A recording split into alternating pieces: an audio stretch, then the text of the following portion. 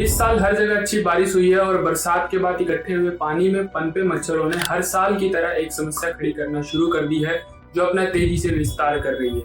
हम बात कर रहे हैं डेंगू की।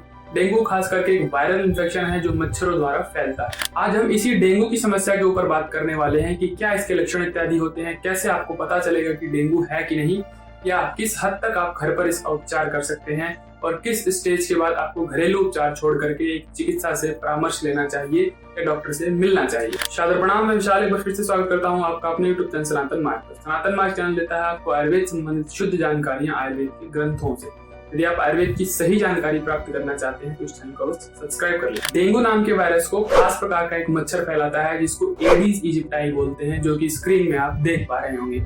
और इस वायरस के 4 सीरोटाइप्स होते हैं, यानी कि एक प्रकार से समझ लीजिए कि इसकी 4 वैरायटीज होती हैं, जिसको DENV1, DENV2, DENV3 या DENV4 बोला जाता है। ये इसके 4 प्रकार होते हैं। शुरू में जब डेंगू दशकों पहले नया आया था तो इसने बहुत सारी समस्याएं दी थी, क्योंकि इसके बारे में कुछ भी जानकारी ना होने की वजह से इसने बहुत से लोगों की जाने ली थी।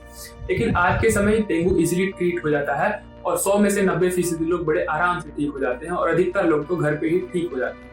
हाँ, जिनकी इम्यूनिटी बहुत कमजोर होती है या अन्य रोगों से ग्रसित होते हैं, जिनको और भी बहुत सारे रोग होते हैं, उनको थोड़ी बहुत समस्या हो सकती है। या एक बार डेंगू से इन्फेक्टेड हो जाने के बाद दोबारा मच्छर काट लेता है बीमारी के दौरान ही कोई दूसरा डेंगू का वेरिएंट, तो भी इसमें समस्या काफी सीरियस हो सकती है। तो इन लोगों को, यानी कि 100 में से 5% लोगों को हॉस्पिटलाइज होने की जरूरत पड़ती है या कहीं की कंडीशन इनकी सीरियस होती है। तो हम बात करते हैं इनके लक्षणों के बारे में, यानी कि कैसे हमें पता चलेगा कि डेंगू का फीवर है। वायरस से इन्फेक्ट होने के 5 से 7 दिनों के अंदर आपको लक्षण दिखाई देने लगते हैं। थोड़ा सब में अलग हो सकता है, किसी को 4-5 दिनों में, किसी को 5-6 दिनों तक के लक्षण दिखने लग जाएंगे। शुरू में बदन दर्द के साथ काफी तेज बुखार होता है। आपके जॉइंट्स में दर्द होगा, शरीर में दर्द होगा, हड्डियों में दर्द होगा, आंखों से देखा नहीं जाएगा, इसके अंदर दर्द होने लगेगा। तो इस तरह की आपको स्टार्टिंग में समस्या दिखती है। और स्किन के ऊपर आपको कुछ चकत्ते भी दिखाई पड़ सकते हैं। अधिकतर जिनकी इम्यूनिटी बहुत अच्छी होती है तो हफ्ते से 10 दिनों के अंदर ये ठीक भी होने लगता है और धीरे धीरे वो रिकवर हो जाते हैं। अगर सेकंड कंडीशन की बात करें तो इनमें से कुछ लोगों को हफ्ते 10 दिन बाद भी बुखार बना रह सकता है और इससे थोड़ी सी सीरियस कंडीशन आ सकती है। जैसे लक्षणों की बात करें तो उनके पेट में दर्द हो सकता है, या वॉमिटिंग, उल्टी या नौशिया जैसी समस्या हो सकती है, या लीवर एनलार्जमेंट यानी लीवर का बढ़ना या सूजन होना लीवर के अंदर, ऐसी समस्या हो सकती है।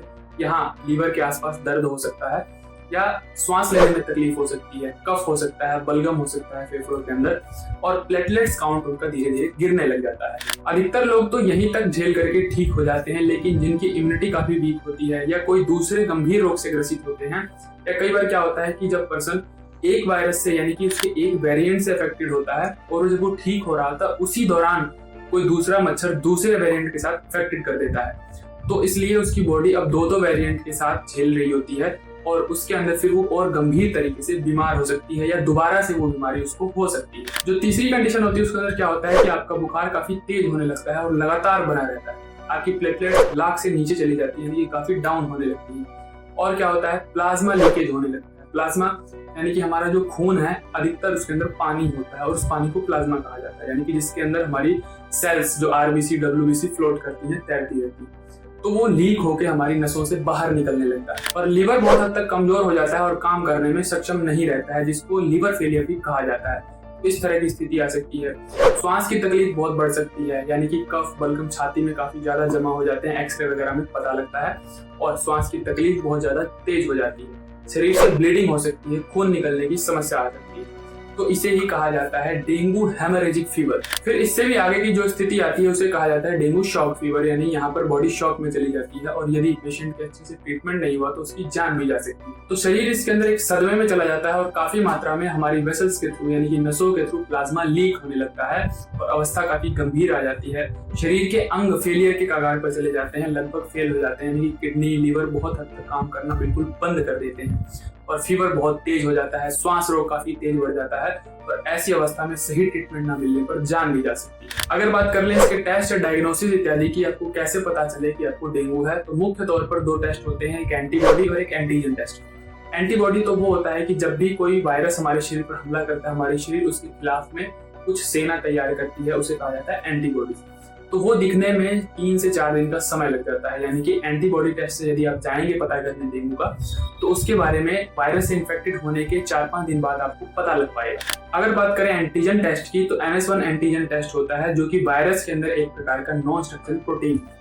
तो जब आप एंटीजन टेस्ट के थ्रू जाएंगे तो जैसे ही आपको इन्फेक्शन होगा 1-2 दिन के अंदर ही आप एंटीजन टेस्ट कराएंगे तो आपको पता लग जाएगा कि आपको ये वाला वायरस आपके अंदर गया हुआ। लेकिन वहीं अगर एंटीजन टेस्ट आप 6-7 दिन के बाद कराएंगे तो ये काफी कमजोर पाया जाता है, क्योंकि वायरस जैसे ही गया आपके शरीर ने 3-4 दिन बाद एंटीबॉडीज बनाना शुरू कर दी और वायरस के ऊपर अटैक करके उसको कमजोर कर दिया।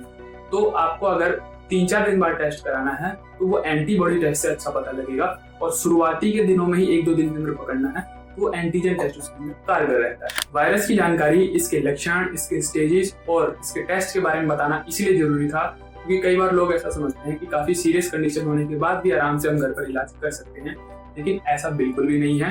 अलग अलग इसकी कंडीशंस होती हैं। हाँ, अधिकतर ये ठीक हो जाता है, बहुत मामले में ये ठीक हो जाता है, लेकिन बहुत से ऐसे मामले होते हैं जहाँ पर केस बिगड़ने लगता है, वहां पर आपको डॉक्टर से संपर्क अवश्य करना चाहिए। अब बात करते हैं इसके ट्रीटमेंट की, यानी कि घर पे हम किस तरह से इसका इलाज कर सकते हैं। तो जैसे ही आपको पहला सिम्टम आए, थोड़ा बहुत बुखार आने लगे, यानी कि आपके शरीर में टेम्परेचर बढ़ने लगे, तो वहां पर आपको रेगुलर किए जाने वाला भोजन सबसे पहले आपको बंद कर देना। यानी कि जो भी आप रोज रोटी, सब्जी, ये सब अनाज भारी खाते हैं, इनका सेवन आपको बिल्कुल बंद कर देना है। बिल्कुल सिंपल और हल्के आहार पर आपको चले जाना है। शुरुआती बुखार के अंदर आयुर्वेद दूध को भी मना करता है, यानी कि दूध का सेवन जब स्टार्टिंग के बुखार आया आपको शुरू में पहले दूसरे दिन, उस समय दूध का सेवन आपको नहीं करना चाहिए। तो दूध की भारी चीजें हो गई, दूध, दही, मक्खन, ये सब चीजें बंद कर देनी है। काफी हैवी, तीखा, मसाला, तेल, तला हुआ, ये सब भी बंद कर देना है। रोटी, अनाज, इनको भी बंद ही कर देना है। आपको लेना क्या है, आप नारियल पानी का सेवन कर सकते हैं, आप अनार का सेवन कर सकते हैं, या अनार के जूस का भी सेवन कर सकते हैं।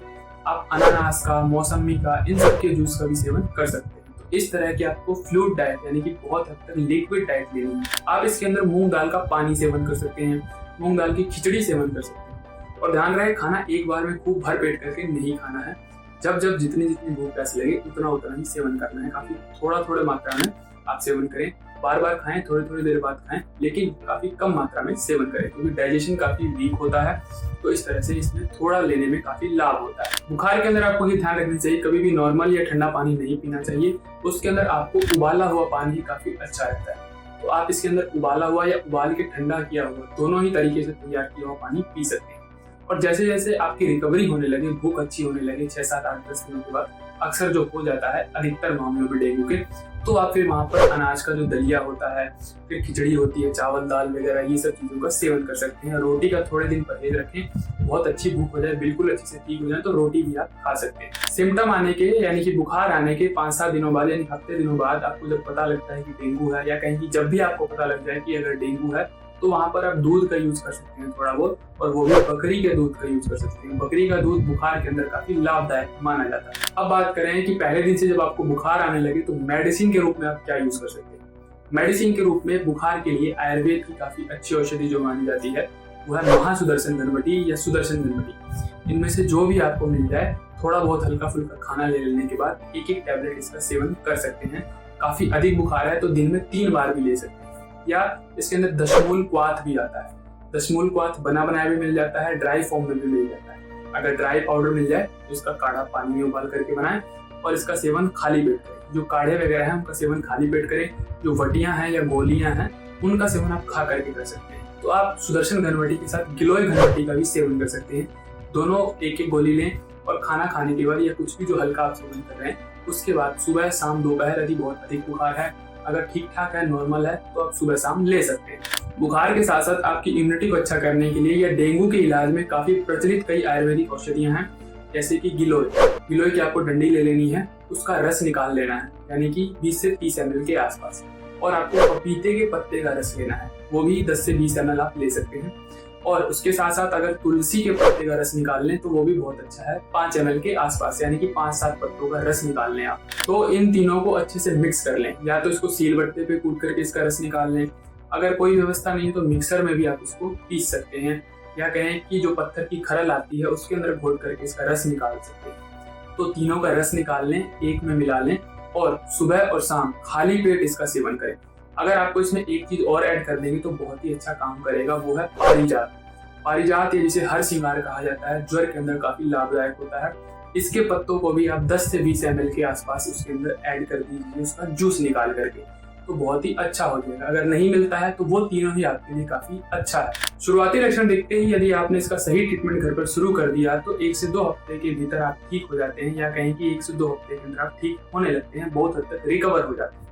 लेकिन फिर भी बहुत कम परसेंटेज ऐसा होता है जो अन्य रोगों से ग्रसित होते हैं, जिनको और भी गंभीर बीमारियां होती हैं, जैसे काफी छोटे बच्चे होते हैं, काफी बुजुर्ग लोग होते हैं कि इम्यूनिटी वीक होती है, या प्रेग्नेंट महिलाएं होती हैं, हृदय रोगी होते हैं, या डायबिटीज के रोगी होते हैं, मोटे लोग होते हैं जिनको अक्सर बहुत सारी बीमारियां हो जाती हैं। तो ऐसे लोगों में कई बार ये स्थिति और आगे बढ़ सकती है, और जब स्थिति एक सीमा से आगे बढ़े और काफी गंभीर होने लगे तो फिर घर पर इलाज नहीं करना चाहिए, डॉक्टर से संपर्क करें, इसका वहां पर हॉस्पिटलाइज होकर अच्छे से ट्रीटमेंट लें। और यदि आपको बुखार है, चाहे वो डेंगू है या नहीं, आपको नहीं पता चाहे पता है, फिर भी आपको मच्छरों से सावधान रहना है, यानी कि मच्छरों को अपने आसपास नहीं भटकने देना है, क्योंकि अगर डेंगू हुआ और किसी दूसरे मच्छर ने आकर के फिर दूसरा वेरिएंट आपको दे दिया तो आप दुगने बीमार पड़ जाएंगे। तो इसलिए ध्यान रहे कि अपनी बॉडी के ऊपर नारियल तेल और कपूर जैसी चीजें लगाएं ताकि आपके ऊपर मच्छर ना लगे।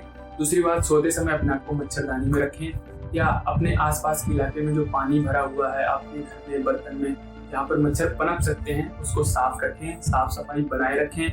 मच्छरों को मारने के लिए नाली वाली में जो तेल वेल डाले जाते हैं उस तरह से डाल करके नालियों को साफ रखें। इस तरह से जितना हो सके आपको मच्छरों से दूरी बनाए रखनी है, साफ सफाई बनाए रखनी है। तो ये थी डेंगू के बारे में जानकारी, किस तरह से आप इसका घर पर इलाज कर सकते हैं।